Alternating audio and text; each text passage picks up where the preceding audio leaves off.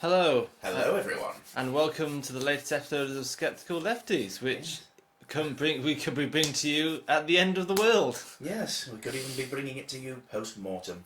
We could, by the end indeed. by the end of it all. Yeah. I've got to admit, this latest series of The Walking Dead isn't as enjoyable as the last one. Walking Dead. Brilliant. Yeah. Yeah, well, The Walking Dead, and we're all covered in toilet roll, apparently, as well. Yeah. So, yes, if you haven't guessed already, this is going to be rather reluctantly. I was rather hoping we could talk about something a bit more mundane, like the recent budget announcement. Yeah. But that was considered big news until about for 2 minutes. For 2 minutes, for 5 days. Yeah, exactly. This happened. Yes. Who'd have thought we'd look back at Brexit as a moment of real calm and stability? Who would have thought there would be something bigger than Brexit just around the corner? You know? Yeah, I didn't see it coming. I don't think anyone did. No, anyone did. No. No. So yes, if you haven't figured it out already, we're talking about the so-called coronavirus or COVID-19, however you wish to self-identify. As a virus. Yeah. So yeah, we're talking about COVID-19 and coronavirus, and I think our lives have just been completely overtaken by coronavirus in the last 5 or 6 weeks, to the extent where, people we know, people we care for, their lives being completely turned upside down by this. Yes. And I don't know about you, Fred, but I'm kind of coming out of the denial stage about coronavirus round about now. I'm not sure, but the penny didn't drop for me for a while, but it's kind of dropping now, the scale of this. And I think it's kind of dropping, the scales are kind of dropping from everyone's eyes about this, Well, the problem, I think, is the fact that realistically, in the vast majority of living memory, we haven't experienced anything quite like this scale. Literally, the only precedent in modern times is the so-called Spanish flu of 1918, which only Prince Philip can remember. Yes, indeed. Yes. Yeah. For those who don't know, there was a massive outbreak of influenza, and it was a particularly virulent strain. And it was called Spanish flu. It's not really something the WHO does nowadays. It's naming it after a country or the animal from whence it came. But they've sort of dropped that idea. But it was sort of first thought to originate in Spain, hence Spanish flu. And obviously, if you know your history, or just remember anything about school, 1918, we'd just come out of the First World War, or certainly winding down by this point, and all of a sudden, bam, we get hit with another, basically a double whammy. We've had millions killed in the trenches in Western Europe, and then the whole world gets hit with this flu outbreak, and it kills even more people than died in the trenches. Yeah. Which is... It's just staggering. It is staggering. Well, the numbers are absolutely staggering, and I must confess, I don't know a great deal about Spanish flu other than the basics, as you said. Yeah. You think of it as something that happened immediately after the First World War, wiped out an enormous amount of people in Europe at the time, and this thing is so enormous, it's difficult to get your head around. But this could be at least on the scale of Spanish flu. I think it could be. It's hard to... I mean, it's still very early doors at the moment. This is the problem.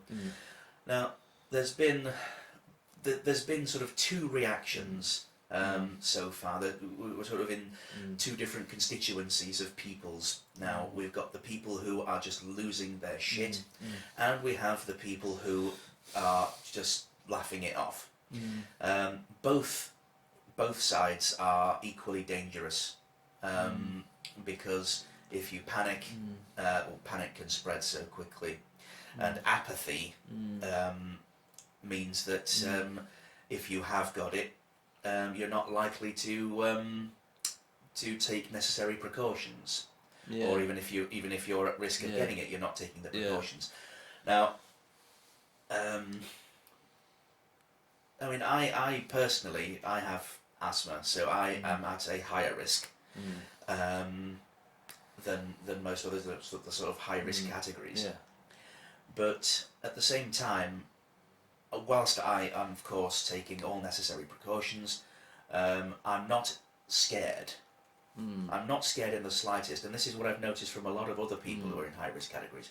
They're not scared of it. If they get it, they get it. If they die, they die. This is just life.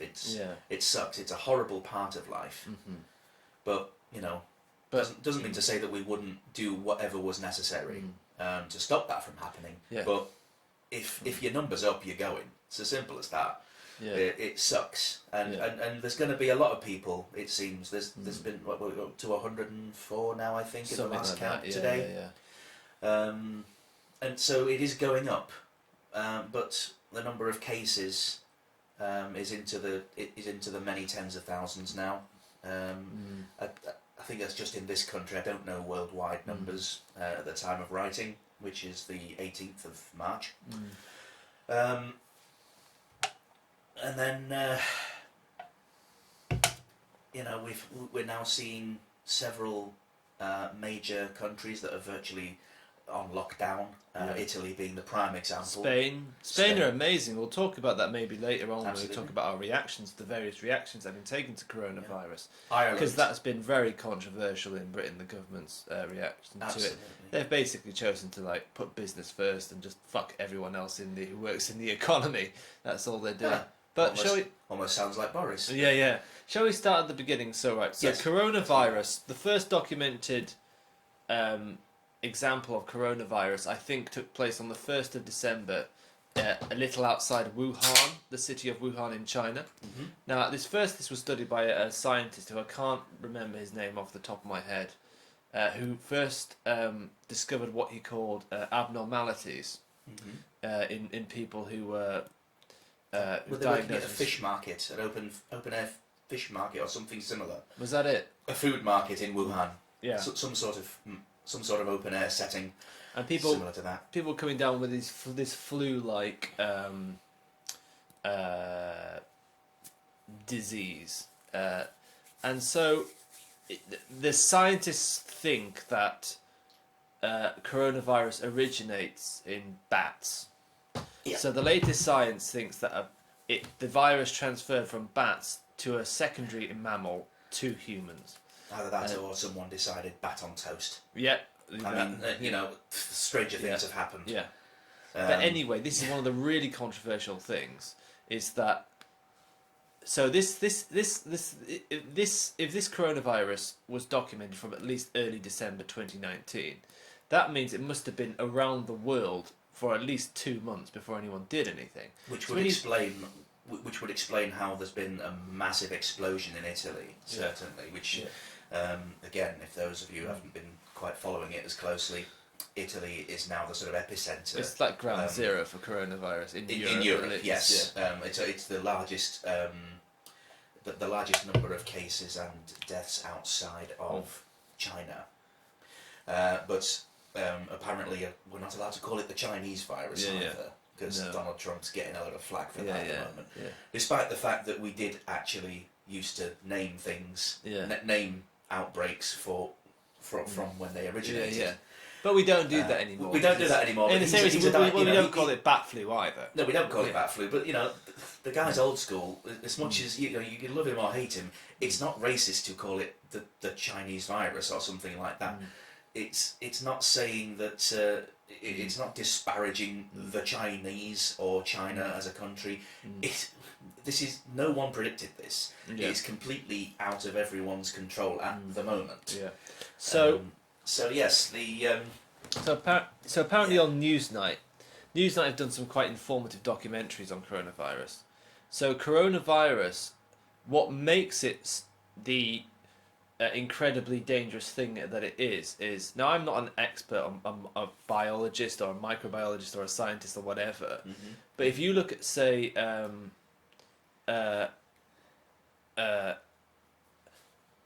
coronavirus has hit what one side is called a sweet spot, so where it's very, very easy to transmit through humans. Yes. its death rate is quite low compared to say cancer, but Yes, but cancer, you can't Yeah. catch cancer by coughing on somebody. no, you can't. But what I mean is like, I don't know what to compare it to, but like, it goes through this. Well, it the goes obvious through, thing it goes is through. lots of people are comparing it to influenza, Yeah. which does kill many. Well, I don't know the exact numbers. I had a look on the CDC website, and for 2016-17, which was the definite numbers as opposed to predicted, it was around 29,000 deaths. I don't know if that was just in America, though, with it being the CDC, not the WHO. But I would certainly think that the CDC were a foremost authority on such things, and the influenza comes back around every year because it's a very clever virus. It mutates very quickly. Yeah, and it also had to pick.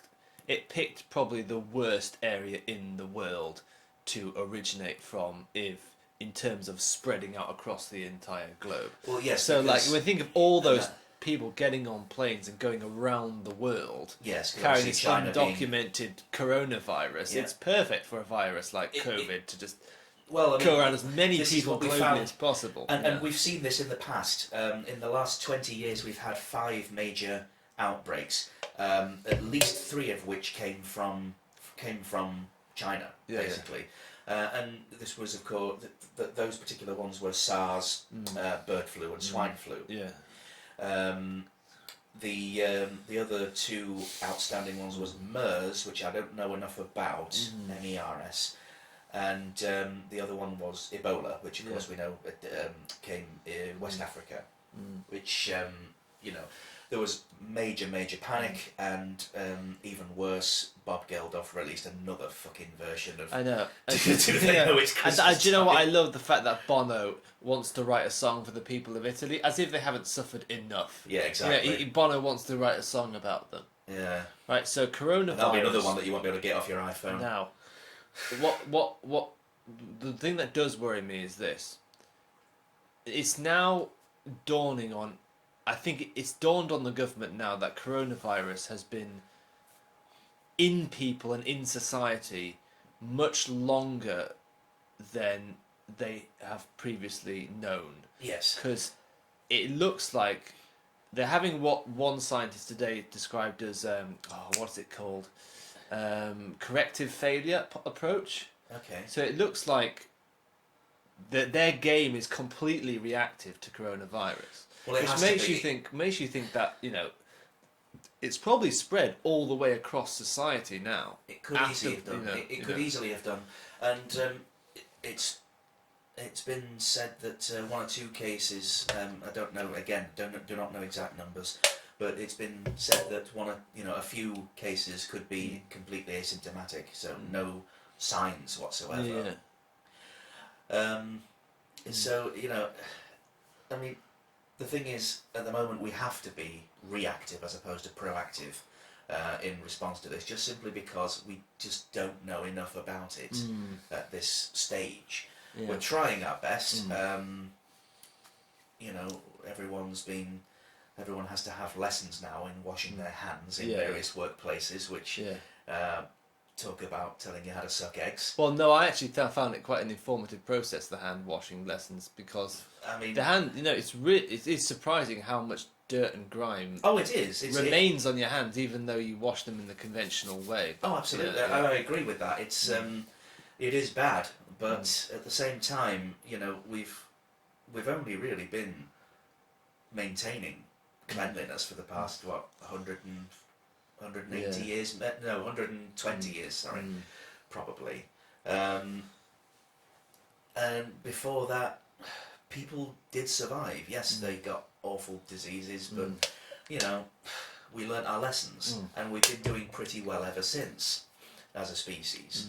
So, can I just ask you, Fred, when did the penny drop for you? Like, when you realised this would be, oh my god, this is not simply like swine flu or whatever. This is bigger than swine flu. This is something which is really bigger even than Brexit. This is something which is absolutely going to dominate our lives for the foreseeable future. Well, it's hard to say really. I think the penny kind of dropped for me. I am a director of a company that puts on a big event in York every Easter, and we've had to take the sensible decision to cancel this year's event. And the only problem is our company liability insurance does not cover shutdowns through outbreaks of disease and that sort of thing, and pandemics, epidemics, whatever.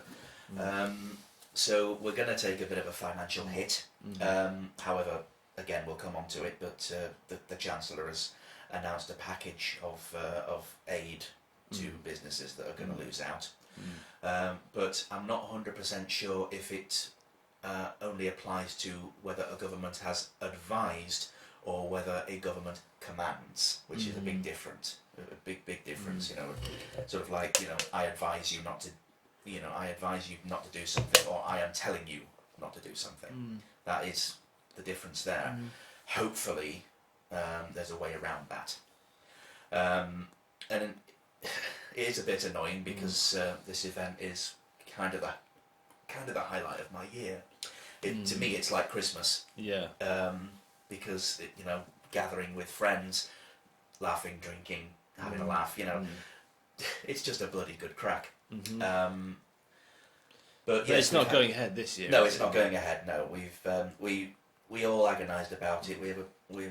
It's a whole board of directors, and we all took a consensus on who said what, and I said, well, you know, lots of other events are cancelling, so it's not unprecedented, and also, you know, if we still pig-headedly go ahead, we could end up putting on an event that no bugger comes to, and then you ruin your reputation. Yeah, exactly. I mean, I'll tell you when the penny dropped for me. I think it was last weekend or the weekend before, when Italy went into lockdown.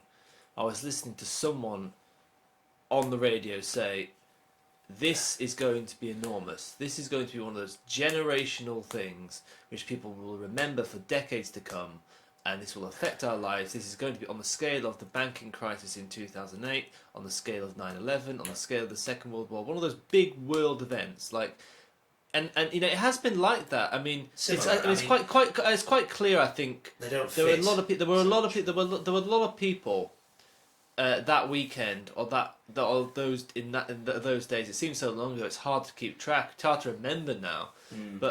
And it's quite clear, I think, what the government were preparing us for. They were preparing us for events this week, trying to get it into our heads that this was a big thing we would have to manage.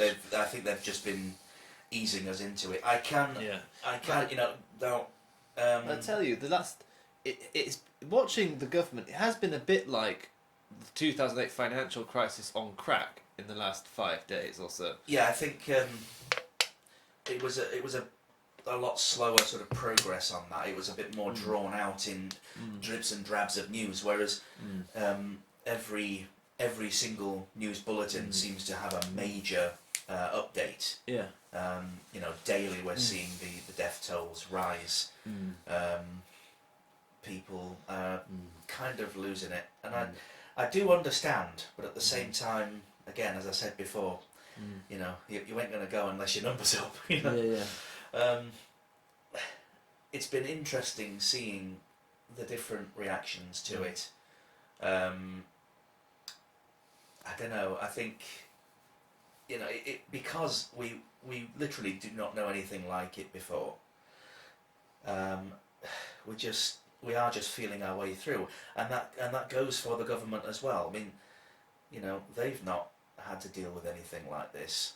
There is no collective experience. Yeah, exactly. We only have what to go on what we did in the past. Yeah, I mean the last major inoculation, like worldwide inoculation, would have been probably polio, TB, smallpox kind of thing. Smallpox was mostly in the third world. We'd kind of built up a bit of a herd immunity to smallpox in the Western world by this point, thanks to the work of people like Dr. Edward Jenner. Those of you again who know your history. But you know, obviously polio was a major childhood killer. and there was, you know, a mass queue up for inoculation, and now it's interesting now because we've got these class of particularly silly people who are anti-vaccine, and it'll be interesting to see how they react. If a vaccine is developed for coronavirus. I wonder if they're staunch. I was going to say skepticism, but that's not the right word. It's just anti-scientific. Yeah, it is. It is. Anti-scientific thought is robust enough to stand in the face of a coronavirus vaccine, you know. Yeah. I mean, I've seen many arguments for and against the vaccination thing, and my conclusion from it all was, well, okay, yes, it is your child, and you can, and ultimately it is your choice. However, I would an example I said was, here's an idea. Why don't next time you're out and about with your child, why don't you just push him in front of a bus? Yeah, well, because they might survive. They might, but are you really willing to take that risk? Well, yeah, I mean, for those of you who don't know what Fred is referring to, about 10-15 years ago, there was a big moral panic over the mumps, measles, and rubella jab. Yes. Now, what happened is a very, very, very poor scientific paper, which wasn't peer-reviewed properly, and its sample size was ridiculously small. It was 12. Suggested. It was 12. It suggested that there was a possible link between the MMR jab and autism. Yes. So loads of not particularly, loads of very flappy, unscientific parents stopped giving their kids the MMR vaccine because of this alleged link to autism. Now, it was eventually, once people started educating themselves about this research, inverted commas, which had come up with this complaint, it was found that it was a ridiculously small sample. It wasn't peer reviewed properly, and the whole thing has now kind of gone away properly. But it was a very serious. You say it's gone away. The guy who was responsible was Andrew Wakefield was his name. You'll notice how I didn't say Dr. Andrew Wakefield because he no longer is. And the comedian John Oliver, when he did his little piece on vaccines, which I absolutely recommend you YouTube because it's hilarious, but it's also filled with great facts. Andrew Wakefield actually still goes around America giving speeches, doubling down on his thoroughly discredited work. You know, and I just don't get that. And John Oliver said it best when he said, you know, trust me, I used to be a doctor. Exactly. Fuck off. The disgraced Andrew Wakefield. No, but it is a very serious thing because he was actually the reason why he fudged these numbers is because he was actually trying to develop his own MMR jab. Right. So it was basically it was a bit of a backhander, massive charlatan. A lot of backhanders were given and promises made if he can produce enough doubt. But of course, it did have a very serious effect, didn't it? Because this has just come back to me now. But didn't the MMR vaccine, wasn't there serious concerns that it was becoming less robust as a result of so many kids like dropping out of the vaccine? Possibly. That's probably due to herd immunity. Because obviously people who are the idea behind herd immunity is that those who are immune to a virus kind of provide a level of protection to those who are not immune to the virus, such as people who either haven't had a jab or are immunocompromised, such as HIV, that sort of thing, or leukemia, that sort of awful things like that. Herd immunity does guarantee a certain level. However, it's a very fine balancing act. This is something that came to the fore in France. Right. Because numbers of inoculations, I can't remember the numbers or when, but it was certainly within the last 10 years.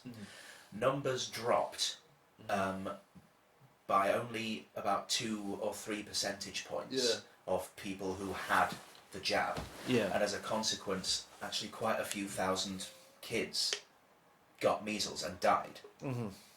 You know, and you don't hear, you know, you think measles, you think, oh, well, it just doesn't seem like such a big deal anymore. But there was even another quite nasty killer of children in the bad old days, scarlet fever. Yeah, yeah. You never hear of scarlet fever these days. Yeah. You know, back then, if you got scarlet fever back in the day, all your bedding, your toys, everything had to be pretty much burned. Yeah. Because you didn't know what the hell was carrying it. I mean, I don't know exactly what it is. No, neither do I. It's something like you have heard on telly and films, like scarlet fever, but I've never done actually know what it is. Yeah, you know. Poor Violet. She has the scarlet fever. Yeah. Unfortunately, she died. Yeah. You know, you just don't hear it. Do you think there's a parallel between the kind of things we're talking about, like the panic over the MMR vaccine, or the invented panic over the MMR vaccine, and the kind of panic buying we've been seeing in the wake of coronavirus? Yes, I think we definitely need to touch on this. Yeah, because it does seem to me there's a kind of strange parallel with, say, there is what we've just been talking about. Yeah, people are clearing out shelves, and they're clearing out shelves of weird things. Like, and the best example, I'm sure a lot of you have seen, has been toilet paper. Yeah, it's not like coronavirus gives you the shits or anything. No, it doesn't. You know? It doesn't. Wiping your ass is not going to prevent you getting coronavirus. Yeah, I mean, you know, people are going to visit. You know, aliens are going to visit, and they're going to say, we don't know who these. You know, we don't know what killed all these people, but by God, their asses were absolutely pristine. Yeah. Well, they'll think about what is this strange race of alien creatures who had incredibly tiny brains and enormously clean arses. Yeah. But apparently, I mean, I'll tell you what, Fred. The panic buying has really angered me in the last few weeks because Same. Two things. It does that thing. If you're panic buying toilet paper or pasta or anything, or ready meals, bread, you are doing that thing which you should absolutely not do in a crisis, which is to panic. Because if you panic, you just make everything worse. Yeah. There's enough, it's important to say, there's enough food and goods and groceries in the shops, on the supermarket shelves, for everyone, as long as people shopped responsibly. You know, there isn't a crisis of supply. No, there isn't. But what it's created because people are bulk buying. Yes. And I think there's something to say that it's kind of revealed your IQ level is sort of parallel to what supermarket you choose to shop at. Because I go to Aldi and Lidl, and I haven't been for a while because I've changed to internet shopping. So which is a wise thing to do. Yeah. It is a very smart thing to do. So but apparently someone was telling me that they've been to Aldi and Lidl recently, and there's idiots like buying shopping trolleys full of goods and keeping them, stocking up their garden sheds with them. I mean, you know. I went to my local Aldi first thing this morning on the way in from work. Do you know what? There wasn't actually an incredible amount that was missing. The shelves that were clear were of one or two selected spirits, which I can totally understand. If you're going to self-isolate, you might as well get wrecked. Unfortunately, I can't tonight. I'm a bit jealous of you. You can only have the one. The only shelves that really had been sort of mostly picked clean were the meat shelves. And I can understand that. You can't make meat at home, not unless you want to kill the dog or the cat. I mean, don't kill dogs, kill cats, because no one likes cats. They're just shit.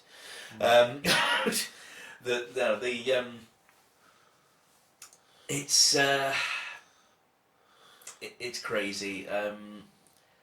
I honestly don't understand, especially because it really knackers up the elderly, because they can't force their way through a crowd to grab to grab bare essentials, and especially things like people stocking up on pasta.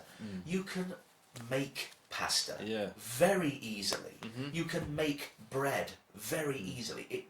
You just have to put in a little bit of effort. Mm. But of course, we're not used to that these days because we're lazy bastards, Mhm. and we are. We're a complete set of lazy sods Mm. in the certainly in the Western world. Mm. And it's made our lives easier. Mm. Of course, it has, with all these simple and readily available Yeah. goods and products. But at the same time, it means that we lose a collective knowledge. Mhm. You know, do people's, do modern mums these days teach their kids to bake? Well, I think a lot. Well, baking is quite popular. You know. I hope so. It is a lot. I know a lot of women who do bake. Yeah, And I know a lot of young bake. women who like I bake. bake, and I make things from scratch. I thoroughly enjoy it. And do you know what? It may not actually taste better, but you feel as though it does because there's something there's something of your heart and soul in it. Yeah, yeah. And you also don't know what else beside the ingredient the supermarkets are putting in these products. Well, that's it. I mean, you look at the vast majority of cheap chicken breast. A lot of it is actually pumped up with I can't remember the actual name of the chemical. It's water and salt, basically. Yeah. There's when a I proper look at name getting for it. ready meals and look at the back, look at the ingredients, half of the shit I don't recognise. It's like strange chemicals I've never heard of. You know. Yeah, exactly. So- And you expect if it's a ready meal for, I don't know, even if it's just something simple like curry and chips. Yeah, yeah. You know, you don't expect the chips to contain anything more than potato, but they Yeah. do. Yeah. So, but anyway, the panic buying has been extraordinary, and I hope the supermarkets can get a grip. I mean, there's some sign of that today. Today I was watching the news, and there was someone from Sainsbury's, not someone high up at Sainsbury's, saying, "Listen, everyone, just cool your fucking beans. Yeah. There is enough to go round. The world hasn't stopped moving just because of the thing." And it's important to remember, this is a public health crisis. It's not 28 days later. No. You know, exactly, it's yeah. not a zombie film. But you know, I was thinking like there are in so many zombies and post-apocalyptic films. People imagine that this is like that. I think they It's do. not. It's not The Walking Dead. No, It's a public it health feels crisis. It feels You know, like but you know, and I don't know what people. I don't know whether it's because people have seen what's happening in Italy and happening in Spain, and they've kind of imagined that they're going to be locked up in their own houses for months on end, and they've got. I mean, I'm not exactly sure what if lockdown means you're not allowed to move anywhere or just non-essential movement. I'm not. Yeah, don't know. I think is it in France or somewhere like that? I've seen. Oh no, that was it. It was a lass on the radio this morning. She was calling in from Marbella. She'd been basically stranded there, and apparently they're not allowed to leave their hotel unless it's to go and buy food. If they do, it's a €25,000 fine. Why? For anything non-essential. Right. It's Wow. yeah, €25,000. I mean, you know, I don't know what that is in real money, but it's a lot of quids. That's staggering. Yeah, it is staggering. But it goes to show just how seriously they're taking it. Yeah. And I think, you know, I think we really should get on to reactions around the world. It's interesting how we are the common denominator in Britain.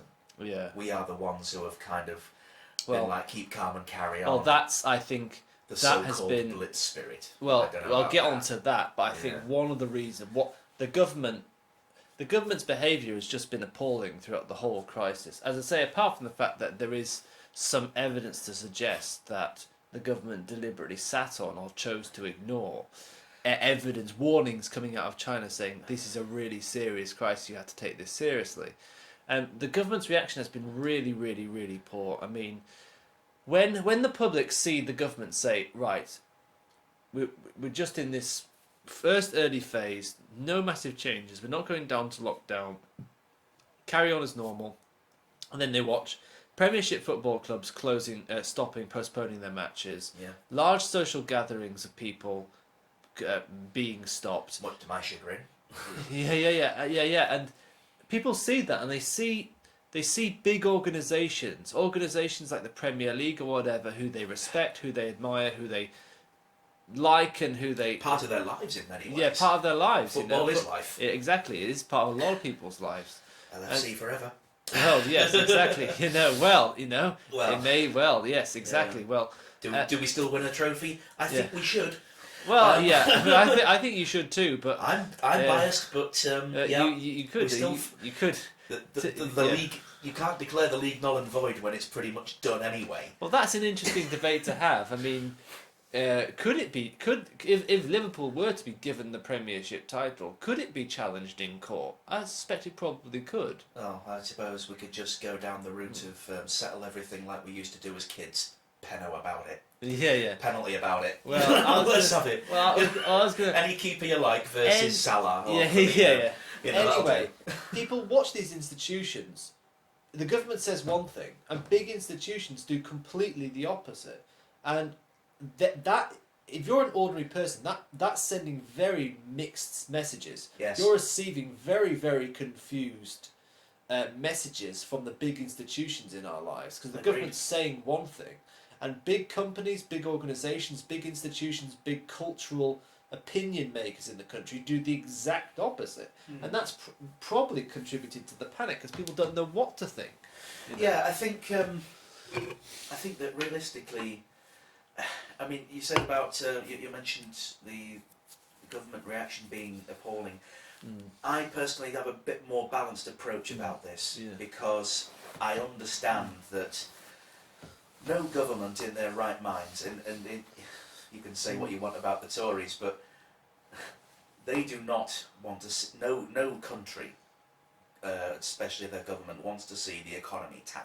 Yeah, I was having this conversation with a friend of mine earlier. Yeah. And Tories obviously don't want to see the economy tank because it affects business, and business is basically what feeds them. Yeah. Because pretty much all politicians will have business interests outside of Parliament. Well, how many landlords are in the parliamentary Tory party?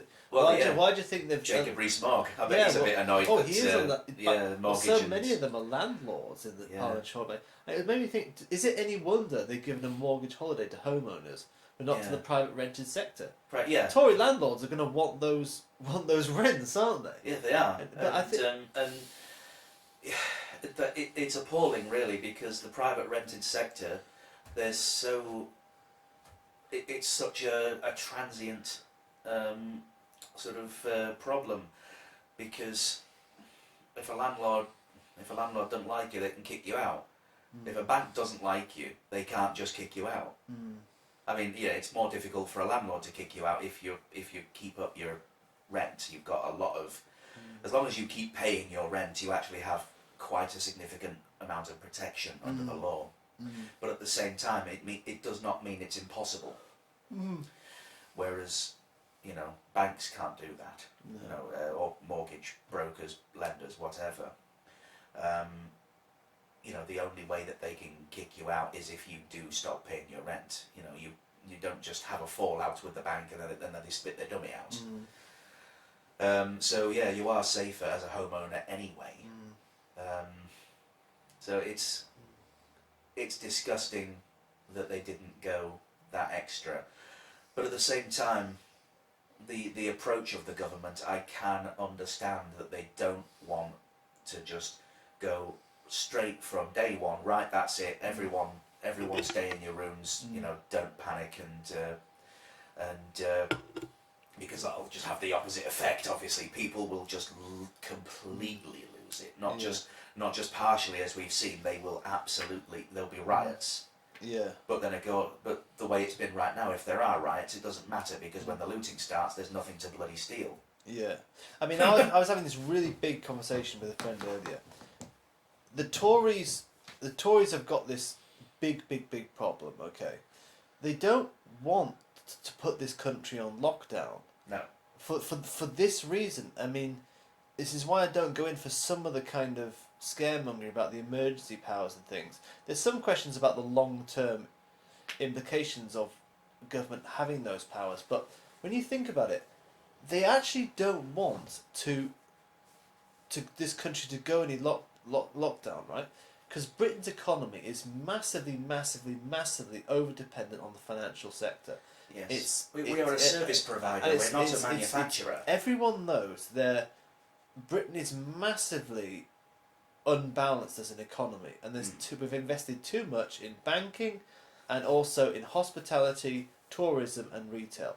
Now, if everyone's under martial law and everyone's living inside their own homes and not going out for fear of a massive financial penalty or arrest, who's going to shop in the high street? Who's going to go to those pubs and clubs and restaurants? Who's going to keep the lights burning? Yeah, who's going to buy widescreen TVs and trainers and all on cars and all of that? Yeah. No one. Yeah, it's the death knell of consumerism. Yeah, basically the whole economy is going to collapse. Yeah. Because you would only have to carry on like that for 2 wage packets, 2 months, at best, and the economy would absolutely tank. Yeah. Because businesses would go bankrupt. Mm-hmm. There'd be no tax revenues. The bankrupt businesses will demand insurance. The government will have to be put more into the system. The government are trying their best to keep everything going. Yeah, and I do, and you have to kind of give them that. Yeah. I don't want to see the country in lockdown. I think it may only be a matter of time before it's inevitable. Potentially, but I think that we need to, for the most part, as outside of a few necessary precautions, I think we do kind of need to carry on. I don't think, as a former publican, I really don't like to see pubs and restaurants closed. I really don't like to see that at all, because so many people rely on those low-end wages, and those are the people who are most at risk of losing their home or becoming completely destitute as a result of all this. And even before this, if you're a low-paid worker, you're already at risk of such things if you end up becoming long-term sick, because statutory sick pay, which at the moment stands at is it 90 odd quid a week, 94 pounds a week. £94 I think. Yeah, £94 and change. Yeah. Which is nothing. I'm used to like 250, 300, 400, whatever a week. Yeah. I can't. Yeah. I personally could not. I couldn't live on 94 quid. No. Quid a week. No. I have too many expensive hobbies. Yeah. And interests. Well, we're just being a real person, But I mean, the thing is, it's a really big organic crisis for the Tory party. Yeah, it's growing exponentially. Yeah.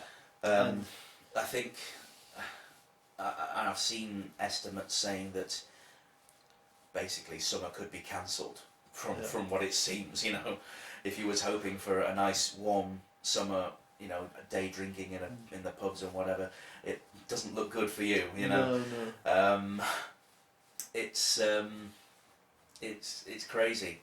There are so many jobs that hang in the balance right now. Yeah. Some that have already gone by the wayside. We've seen tonight that I think it's as of Friday, all schools are to close until further notice. That obviously puts thousands of staff. I mean, hopefully with it being a government command, they will still be on pay, and obviously with teachers, they're actually, unless they're a private school, they're civil. Are they technically civil servants? Teachers depends what school they work in, I think. Yeah, if they're an academy, they're screwed probably. Yeah. Yeah, and all schools have to be academies apparently. So yeah, great stuff. Yeah, it's terrible. A lot of people are going to be all right, Jack, but so many more are going to be absolutely devastated by this. And So it's not just that. It's not just that, as Boris Johnson will say, you will, we will lose loved ones. People will die. People will be left that wish they'd died, because it will devastate their lives so comprehensively. And it's a horrible thing to have to contemplate, but there are going to be some people in this world.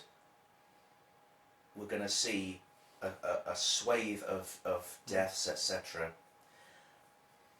And then some of them that are left after, that have nothing, haven't got two pennies to rub together and no prospect of solving it anytime soon, there'll probably be an extra swathe of deaths because people will choose the other way out, which I absolutely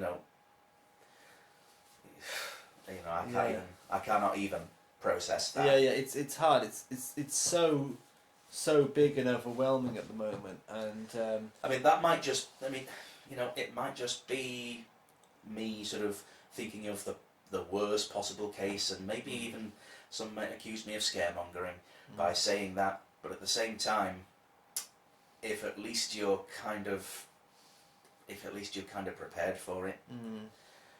Well, I don't yeah, know. I mean, there's a huge implications for the economy.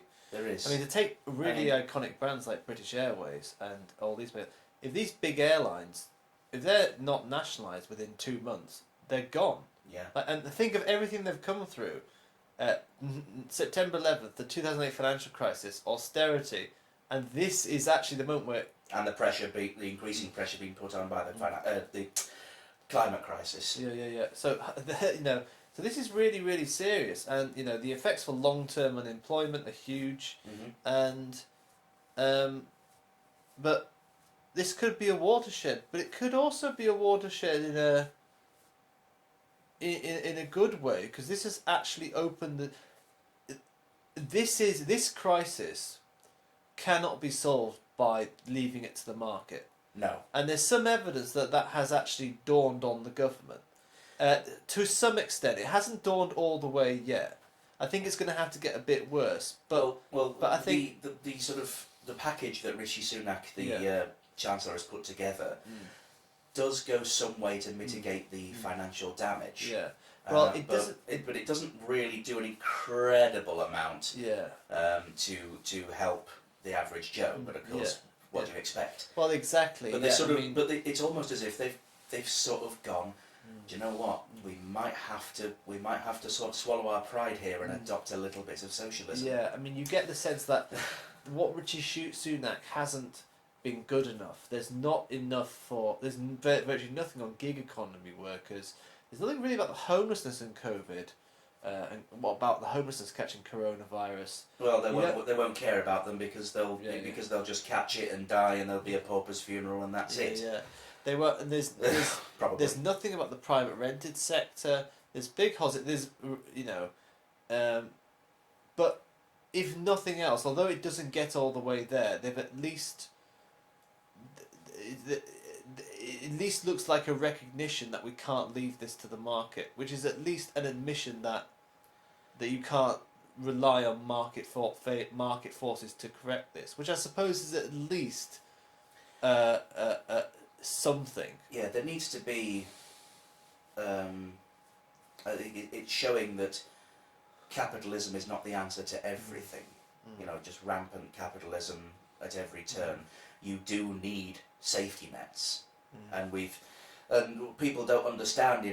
People say especially in America, the socialism is a very dirty word in America.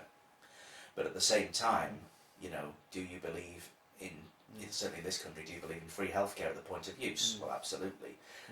Do you think that essential utilities and services should be held accountable to the public? Well, you're a socialist.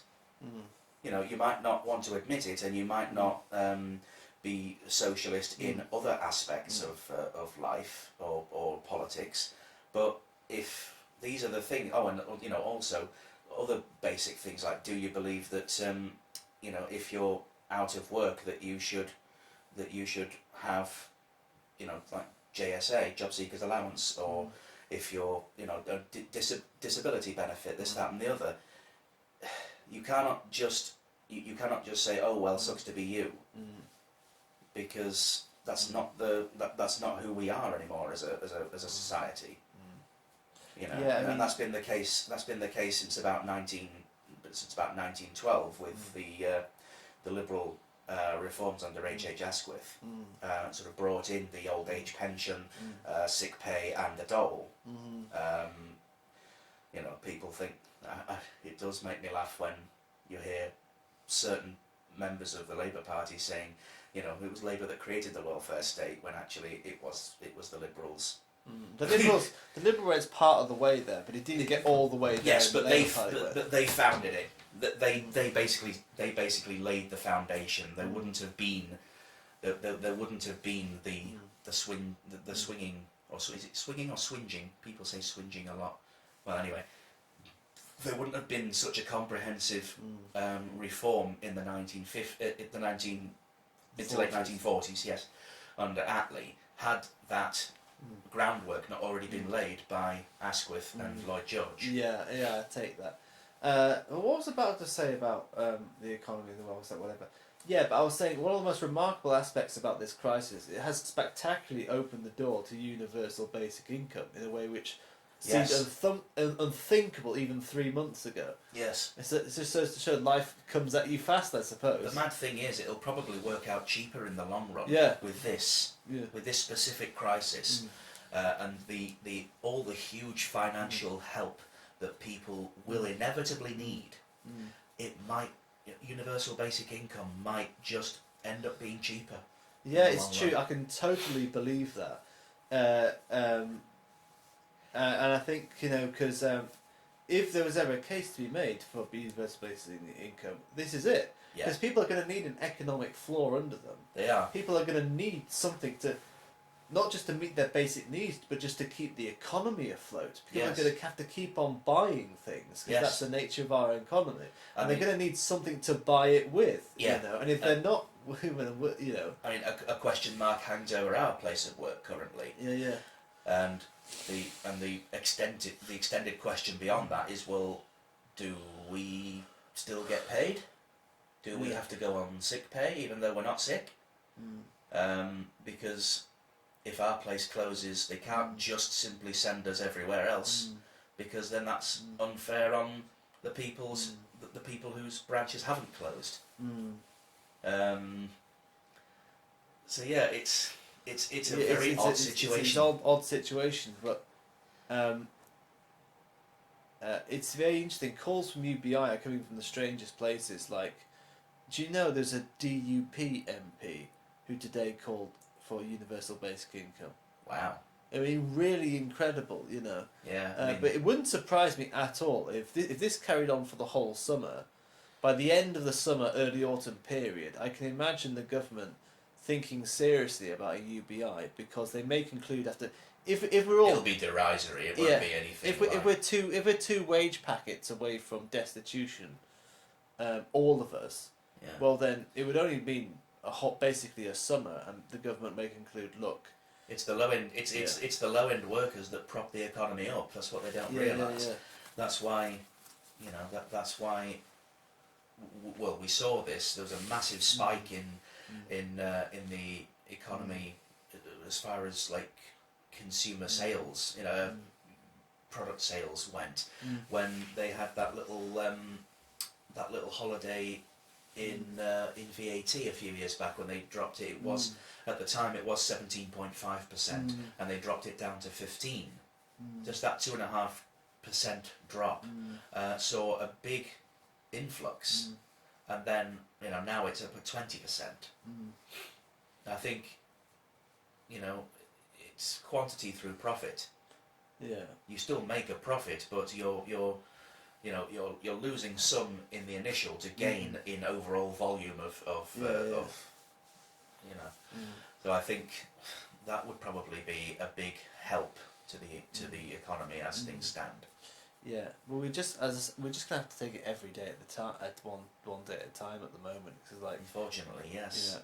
I'm The quite grateful. situation is changing so rapidly. I've never, Yeah, like you said at the start, none of us have seen anything like this before. No. This is totally, totally unprecedented in living memory. yeah. We're not, we are kind of through the looking glass Mm. in many senses.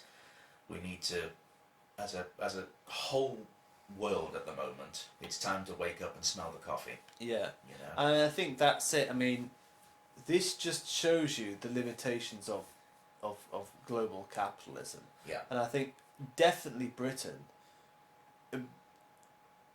Britain is an astonishing example. No country in Europe, or even the Western world, has had such savage financialization. I mean, Thatcher's revolution was so complete and total. Thatcher's revolution, the monetarist revolution of the 1980s, has been so complete and total. It's taken over British life in a way which is unthinkable in other countries in the Western world.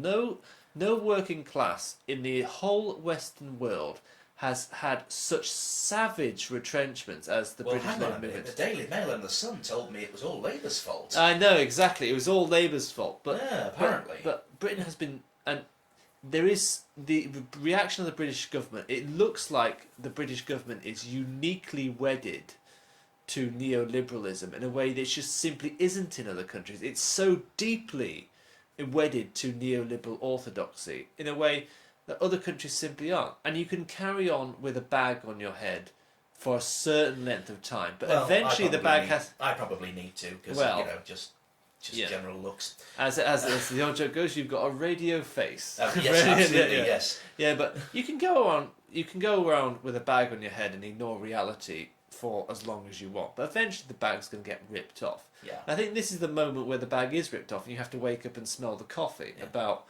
about the world and the economy that you're running, because you can't leave this crisis to the market, and the Tory policy just kind of. The sad thing is, 3 months ago we were given the opportunity to vote for a potential Prime Minister who would have absolutely known what to do in this crisis, and we elected possibly the worst person we could have possibly elected to meet this crisis. Yeah, well, at the time, of course, we didn't know that. Well, actually, some of us absolutely did know that at the time. Yeah. We just didn't know that this would be the outcome, the crisis. But having said that, I do believe that this is the sort of crisis that could bring down any government, potentially. One bad move. I mean, you can tell the government is kind of panicking, just simply because they changed tack. They didn't call it a mistake. They didn't say that we got it wrong. They just simply announced we're changing direction on how we're handling this. And that is the closest the Tories will ever. That is the closest they will ever get to admitting panic. Well, that's a mistake. They're not doing us any favours in helping to calm the panic, because the government. This is about the third time the government have changed direction, haven't they? Yes. There was the pre-crisis reaction. There was the initial reaction, the second thing, which was to take this quite different attitude opposed to Italy. The so-called mitigation. The mitigation attitude, where we didn't follow the same route as Spain and Italy, and we departed from WHO advice. That was the first thing. And then that didn't go down very well with the public, and it didn't seem that Boris's remarks about losing our loved ones went down very well either. Yeah, and then they changed. Funny. And then they changed when that remark went down like a shit sandwich. Then they changed to something more aggressive, and it's like you get the sense the government are just making it up as they go along, and this is no doubt contributing to the panic, because people can't have confidence that the government actually knows what it's doing. I think the ratings at the moment, as far as I think they're about 34% people that think that Boris is handling it well, or that they have confidence in how he's handling it. What's interesting, I think, is the number of pensioners, because Well, they're the ones that are at risk. Well, the over 70s think he's doing a good job, Well, which is just amazing to me. But ask them what they, then ask them a follow-up question. What is he doing well? And they'll look at you blank. Yeah. And as would any age group. Yeah. Who just simply said that. Yeah. But what is he doing? Well, he says nice things. I like him. He's got funny hair. Not good enough. Not good enough. There needs to be definite and decisive action. And I just don't think we're going to get that with Boris. No. I think, and it's interesting how it's been Jeremy that's been the one sort of pushing for these extra steps. Well, pushing for a meeting of Cobra. Yeah, exactly. Of the Cobra committee. Yeah. I mean, I think it's interesting. There's a good. The place I'm at now. I'm like, just call off the whole Labour leadership election.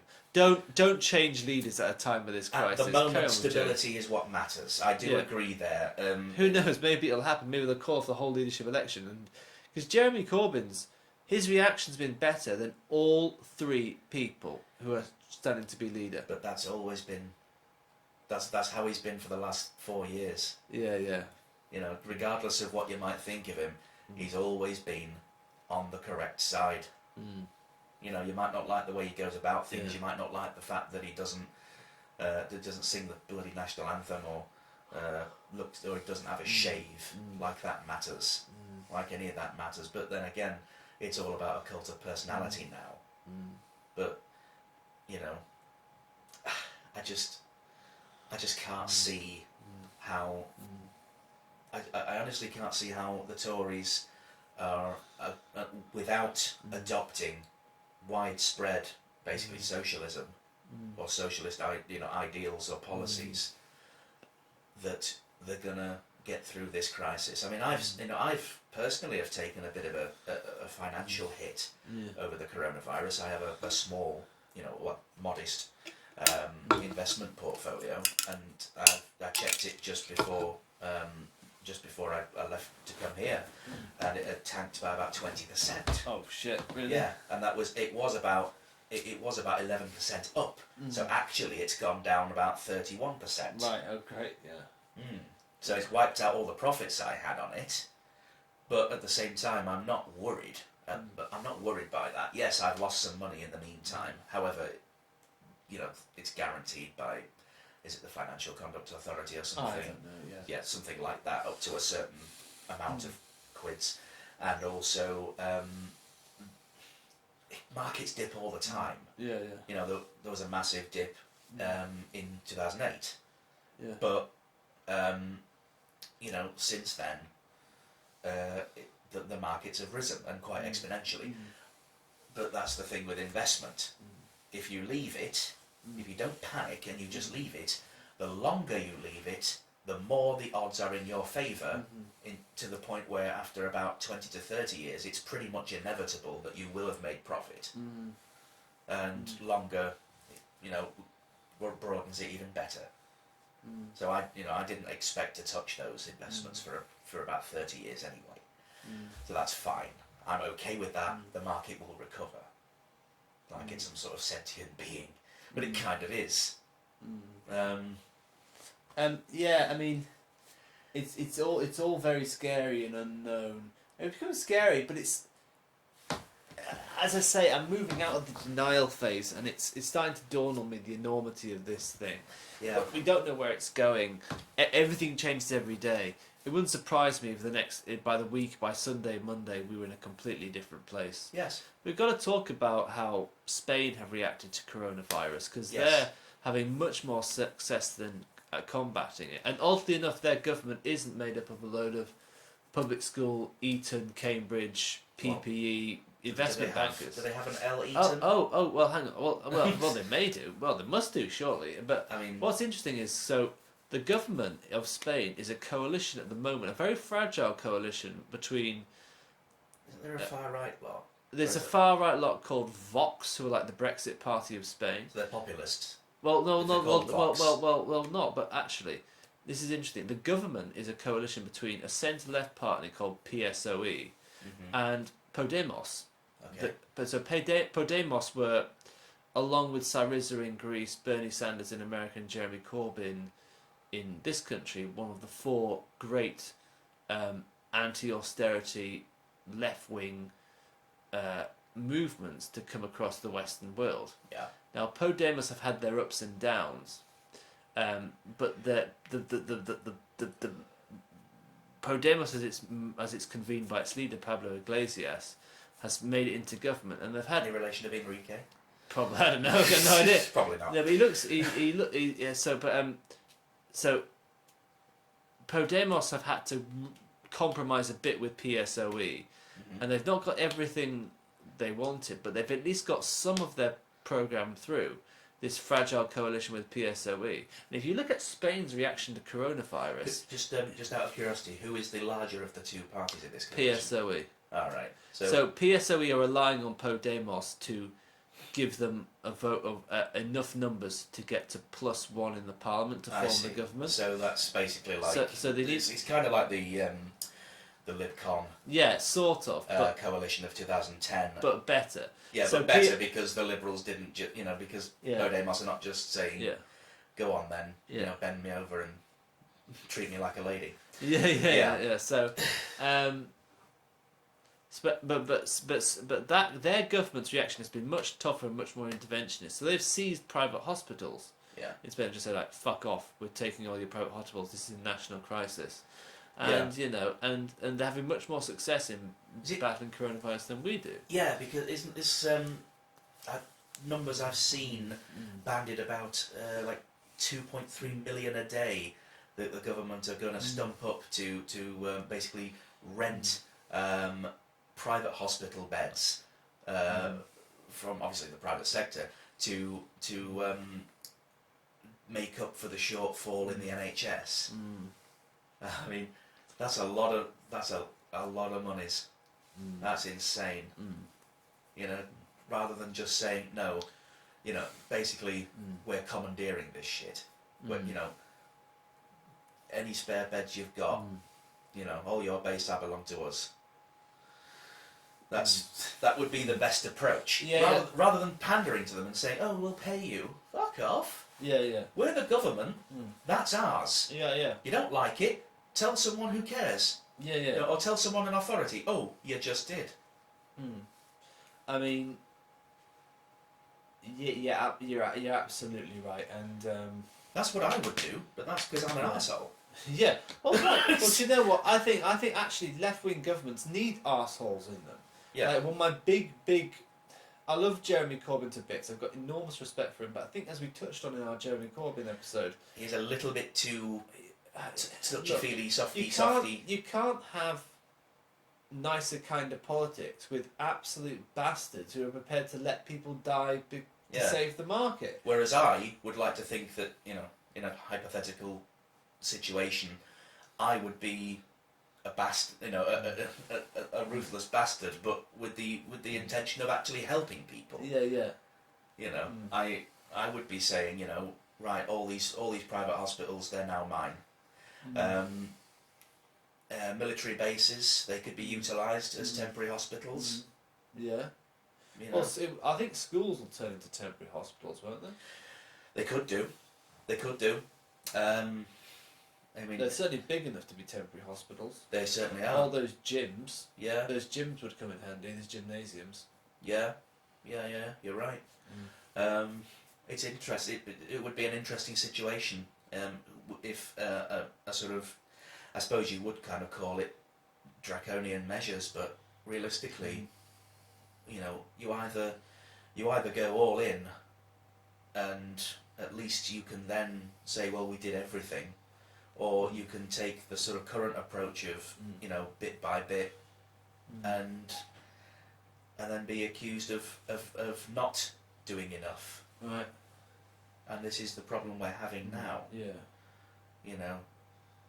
At the moment, the bit by bit approach is gonna create more problems than it solves. Yeah. It would be nice, but then again, this isn't a perfect world. We don't live in a perfect world. We never have done. No. Nope. Oh. So how long do you think it'll be before we're actually closed down at work? We can't say where we work, obviously.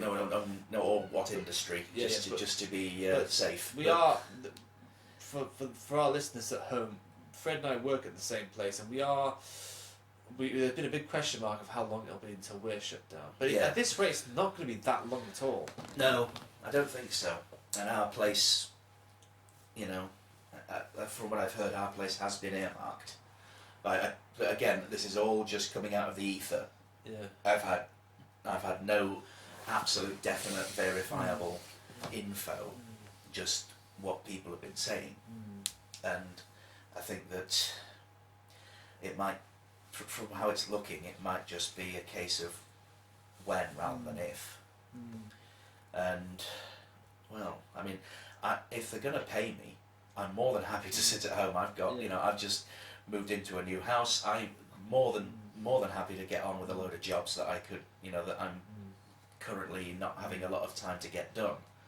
I've got plenty to keep me occupied. Yeah, as long as they pay me, I don't mind. But if they don't pay me, we're really in the shit. Yeah, we are.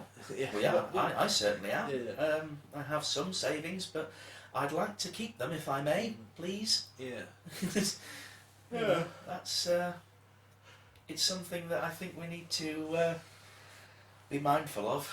I think, but this is exactly the same crisis that a lot of other people are facing currently. Their lives are literally hanging in the balance. Yeah. Yeah. I mean, it's interesting actually. History teaches us one very, I don't know if you, it's almost funny if it weren't so tragic. After the infamous Black Death. Well, do you know what's funny? One thing I thought about Death. raising with you in this episode is I was saying exactly the same thing. Yeah. I know what you're going to say. Yeah. After the Black Death had subsided, it actually led to people having better lives because people were, basically because it suddenly became an employees' market. Yeah.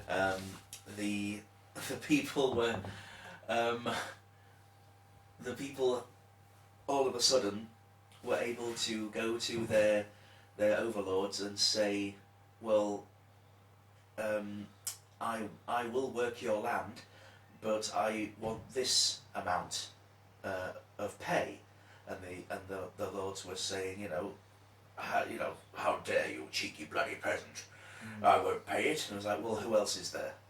Everyone else is dead. Yeah. And it's like, wow. So it actually led to, obviously, a huge swathe of Europe's population have been completely decimated by all this. Until 30 to 60% of the entire population of Europe. There you go. And that's interestingly, originated in the same area of the world as coronavirus, Central Asia or East Asia, which is now China. Yeah, well, they came weird, across isn't in trading ships. Yeah. And apparently as well, marmots have been the sort of blamed as the initial source. Marmots? Marmots, a small mammal. Right. Yeah, it's a small rodent. But yeah, the all of those people dying actually, for those that were left behind, it actually led to a rise in living standards. Yeah. Because they were able to demand more money, and also because there was more land available as well.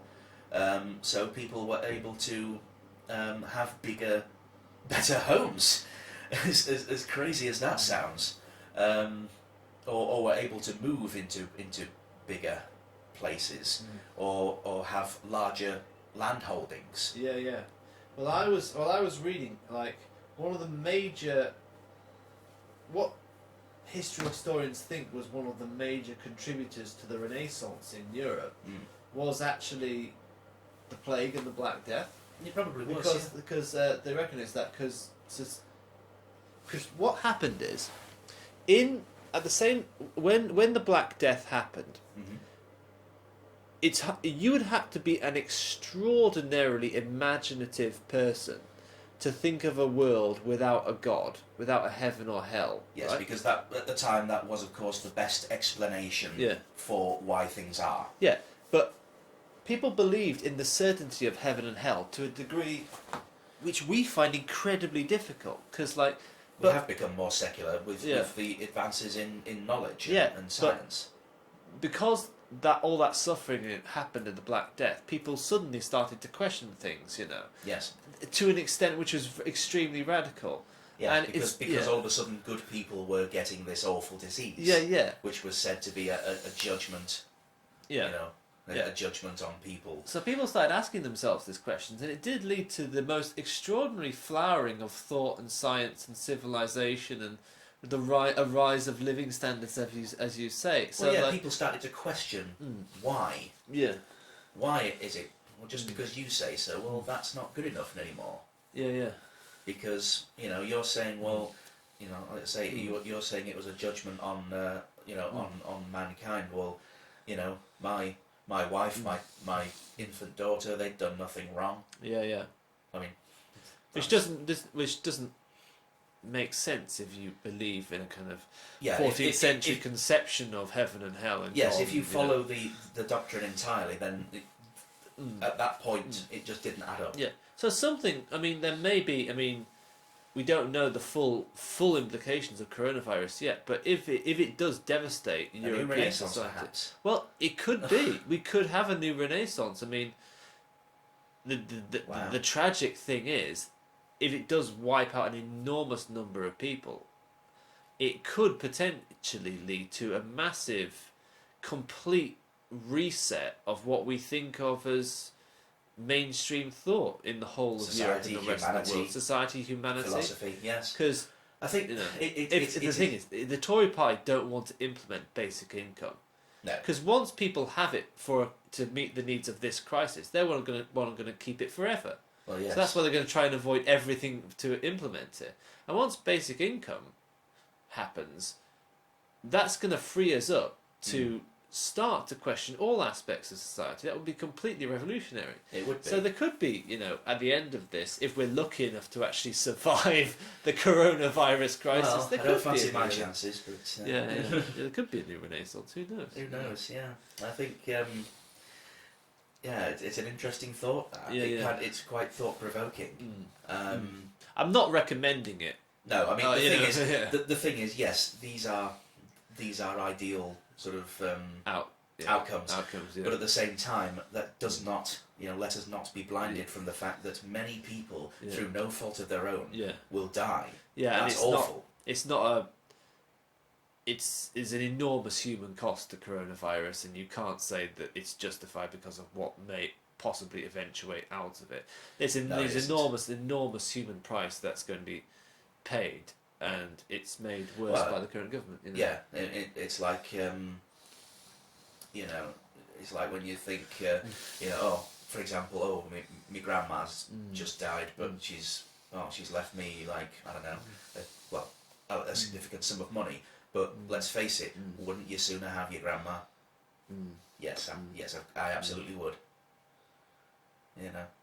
I'd rather have nothing and still have my grandma. And I think a lot of people will echo that sentiment. I mean, of course, eventually we're all going anyway. It's just a case of how, when, and why. But I think the problem is, of course, we're just, death is such a taboo subject. Yeah. I'm personally terrified of it. Yeah. Terrified to the point where I cannot actually dwell on it for too long, because I've been to the point where I never knew this was possible, but I actually once, when it first hit me, the concept of mortality, this was a few years ago now, a few decades ago now. It was weird. I was so terrified I vomited. I didn't know it was possible to vomit with fear. Yeah, you can. I tell you, I'm not. I am scared of death, and not being here. It's the unknown. I'm not so much scared of the unknown, really. But I'm very. there's so many things I want to do in life. I don't want to die when all these things I need to do. Absolutely. I tell you what scares me is long-term chronic illness. So if I suddenly developed a terrible disability which prevented me from doing all the things I wanted to do, Yes. That's so much more terrifying. I mean, yes, I would much rather go in an instant than slowly decline. Like, yeah. But anyway, let's get off the sort of morbidity of it. But yes, COVID-19 is most definitely probably the biggest crisis that has faced us in the modern age since the Second World War. That I cannot think of anything that was even remotely big. And what's scary about it is it's come out of nowhere. Yes. I mean, it's hard to think now, but if you think back 4 months ago, people were talking about a long period of uneventful, in inverted commas, Tory government. Yes. We were looking for a nice long reign. Brexit was over, or everyone knew it was over. Or thought it was. The oven-ready Brexit. The oven-ready Brexit. The oven-ready, which has turned out to be more of a fridge-ready. Christmas was coming along, and then this comes along right around the corner. Yeah. You know? Yeah. And you know, say what you like, that ain't the Tories' fault. You know, I mean, yeah, okay, you can argue with how they're handling it, but the initial crisis itself is nobody's fault. Well, yeah, I mean, it's a catastrophic event. Yes. Which governments have to manage. They do. And governments aren't judged on. You don't judge you don't judge a government on events, on where this has come from. You judge it on how they react. Yeah, it's how the government reacts to it and how the government manages it. Yes. And at the moment, they're not doing it terribly well. I think without, in the next few days, they will have to announce even more stringent controls. I think there's got to be something by the end of the week for the private rented sector. Yes. And Boris Johnson has practically said that much. Now we don't know what legislation he's planning, and it's going to come to a bitter blow, as I'm sure, to those Tory landlords. But it's going to dawn on them. And Labour landlords. There's some of those as well, of course. Liberals and all I think sorts. Emily Thornberry's one of them, isn't she? Probably. Yeah. I have no idea.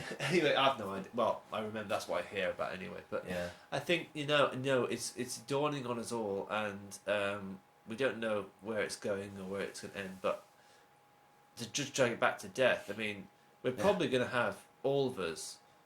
At least one person we know is going to probably be affected very, very, very seriously by coronavirus. Yes. One person in our lives we know. The whole of the country's going to know one person, you know. See, I feel really bad because my dad, for example, is in his mid-70s, and if he gets it, I would have to be very careful about going home to look after him because of the fact that I'm myself at high risk. Yeah.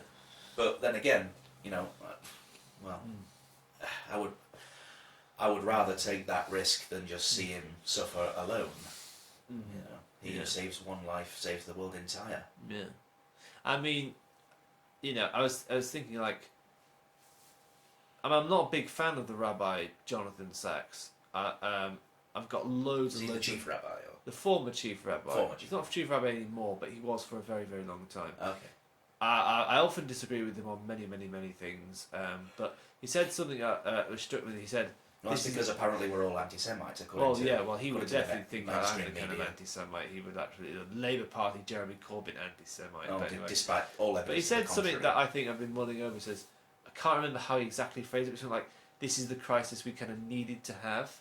Yeah. And I think this is taken a crisis, this organic, this systemic, this all overwhelming, all-encompassing crisis to actually shake Britain, its government, its society, its industries out of this kind of free market neoliberal la land. This is actually what it's taken for them to recognise that the market has limitations. And even a touch of jingoism as well. Yeah.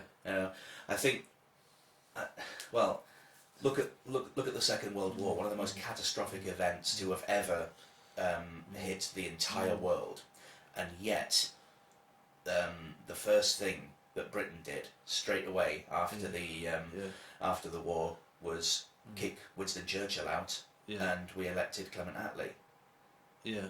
because people knew Yeah. that things needed to change Yeah. drastically Yeah. because the country was devastated. Yeah. Yeah. Many people had died. Yeah. Many homes were destroyed. Ways of life were wiped out. Yeah. So this, you know, maybe we'll see a Labour government out of Yeah. this. Yeah. Maybe we'll But get, again- we'll get something out of this, hopefully. But Well, yeah, again, you know, it is kind of the phoenix rising from the ashes. yeah. Yeah. Hopefully, we'll be around to see it. You know. I'd like to think We, so. we won't either be dead or defending a barrel of food with a sniper rifle or whatever. Yeah, or toilet roll. Yeah. Yeah. It's interesting.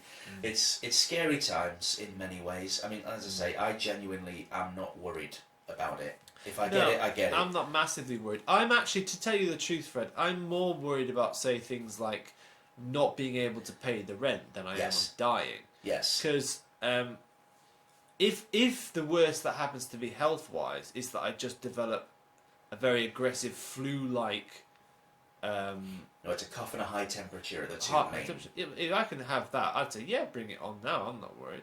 I worry about the long-term damage this will do to the economy, because you can't rely on the Tory party to do anything for you. So what Not is as we a going to do? not as a pleb, no. No. So what are we gonna?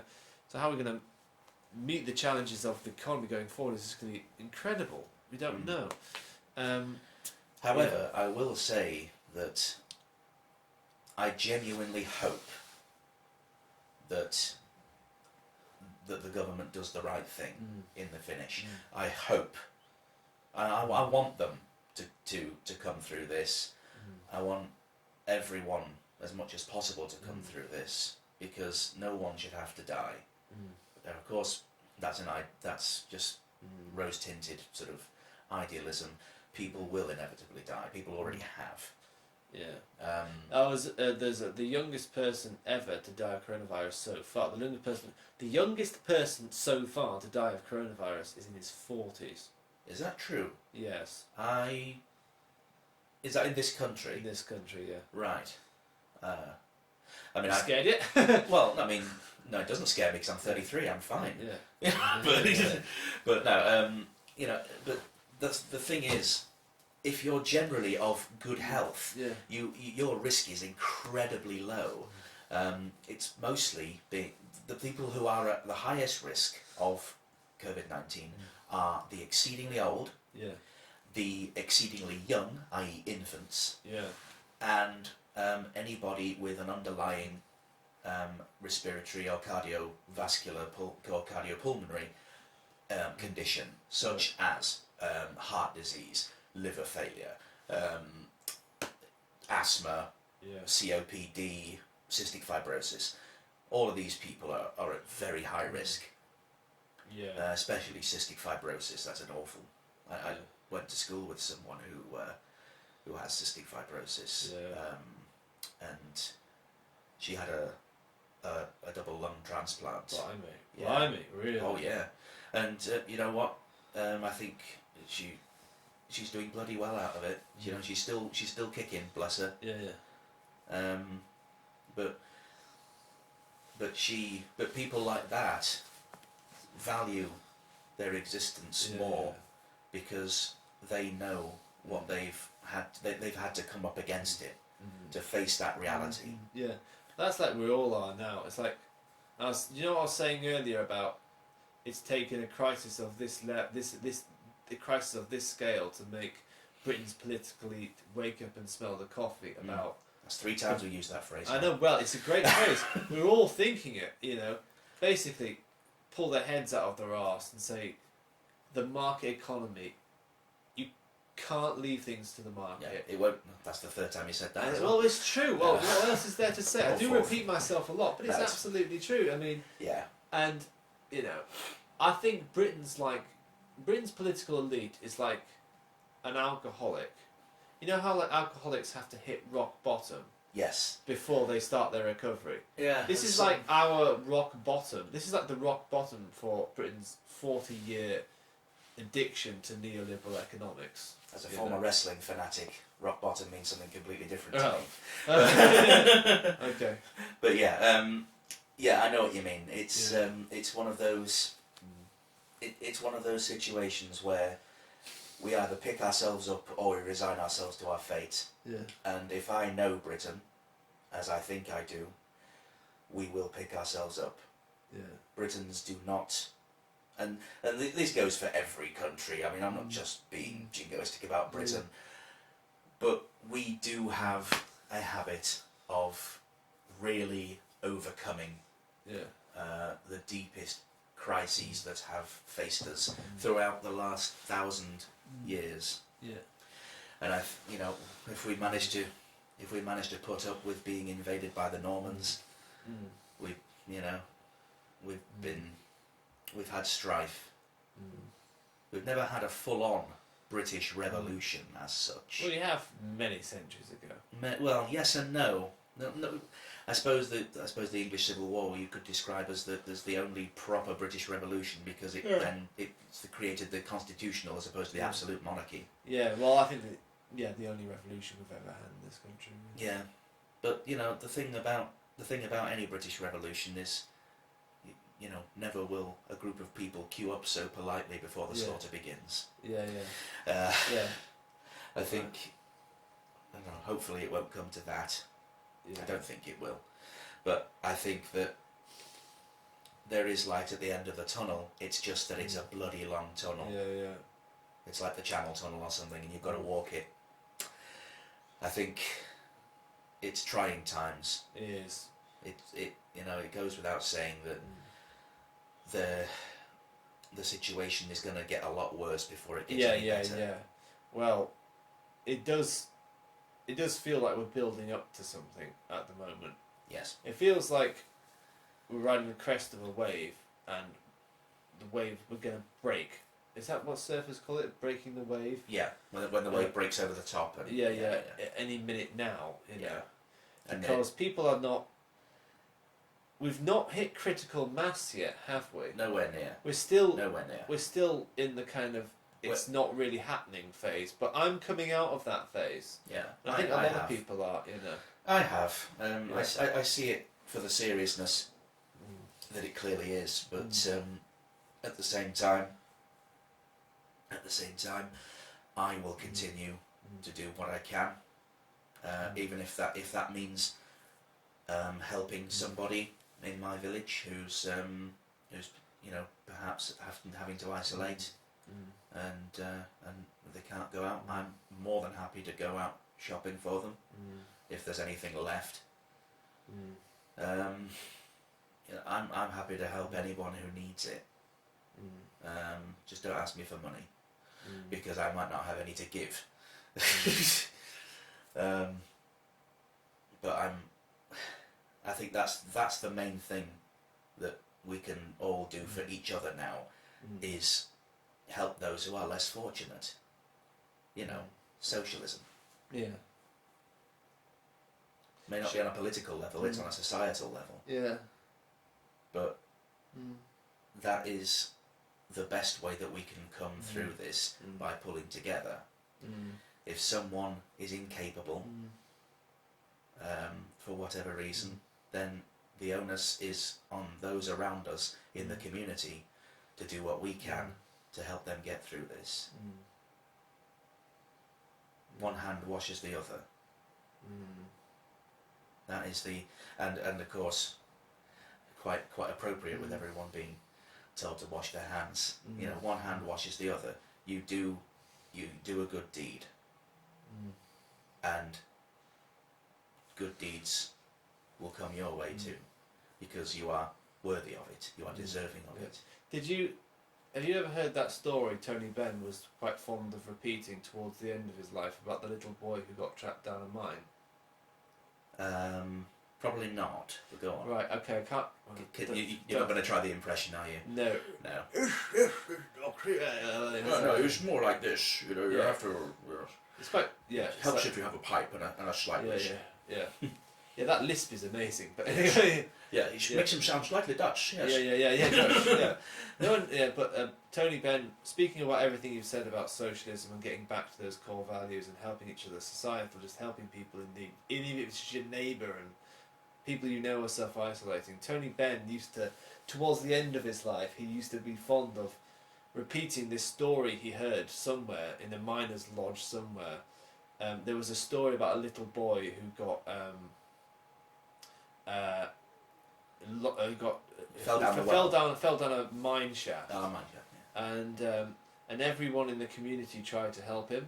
Yeah. So one man threw down a rope and that didn't work, and another man threw another rope down and that didn't work, and a third man threw a rope down and that didn't work, and the miners listened very carefully and they heard this little voice say from at the bottom of the mine shaft, tie the ropes together. Yes. And he was really fond of that story because that kind of like that eliminates so much about the politics of the left and that's the point. Yeah. It's all right having everyone doing a little bit, but if everyone could combine their efforts to make something greater than the sum of its parts, then realistically we will do a lot to limit the damage that will be done by this. And it's simple things. It is simple things. Bake bread, make pasta from scratch. It's very easy. There's nothing to it. Just egg and flour, for God's sake. Bread is very simple. A packet of instant dried yeast is pence. There's lots of things that you can do to lessen the impact either on the economy or on your community. If you bake 5 loaves of bread, you keep one for yourself and you go to your neighbour's house. Yeah, some bread. And how far would that go to lift people's morale? The smell of fresh baked bread is one of the greatest smells ever. And it does lift people because it's homely. It reminds them of a better time, or well, you'd have a lot of there'll be a lot of opportunities to bake bread now, won't there? If everyone's self-isolating at home. Yes, absolutely. Yeah, there will be. Should we wrap up soon? I think we should probably. I think we've pretty much come to the end of that now. I think in conclusion, we really need to be taking every necessary precaution. We need to be not obsessively washing our hands, but just being sensible. Don't laugh it off. We're well past that phase now.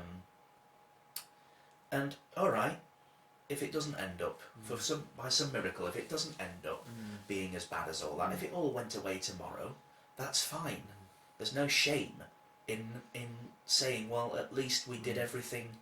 At least we didn't take any chances.